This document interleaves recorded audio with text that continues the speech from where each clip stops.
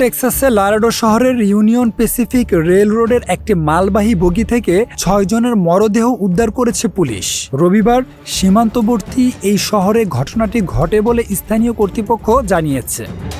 Police জানায় railway এক কর্মী প্রথমে বক্সকারের ভিতরে মরদেহগুলো দেখতে পান। এরপর ঘটনাস্থলে আইনশৃঙ্খলা বাহিনী পৌঁছে তদন্ত শুরু করে। কর্মকর্তারা এটিকে চলমান ও জটিল তদন্ত হিসেবে উল্লেখ করেছেন। নিহতদের পরিচয় এখনও প্রকাশ করা হয়নি। তারা কিভাবে বক্সকারে ছিলেন বা মৃত্যুর কারণ কি সে বিষয়েও তাৎক্ষণিকভাবে বিস্তারিত জানায়নি কর্তৃপক্ষ। তবে প্রাথমিকভাবে ধারণা করা হচ্ছে তীব্র গরমের কারণে পরিস্থিতি ভয়াবহ হয়ে উঠতে পারে।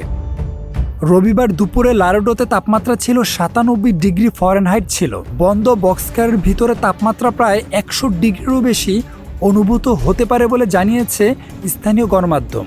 মেক্সিকো সীমান্ত ঘেঁষা লারেডো শহর দীর্ঘদিন ধরেই অভিবাসন ও মানব পাচার ইস্যুর জন্য আলোচনায় রয়েছে। ফলে এই মৃত্যুর ঘটনায় মানব পাচার বা বিপজ্জনকভাবে সীমান্ত অতিক্রমের চেষ্টা জড়িত থাকতে পারে কিনা সেটিও খতিয়ে দেখছেন তদন্তকারীরা।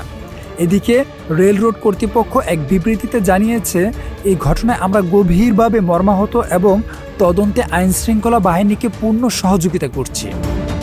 মাহদী হাসান, নিউজ ফ্ল্যাশ 71।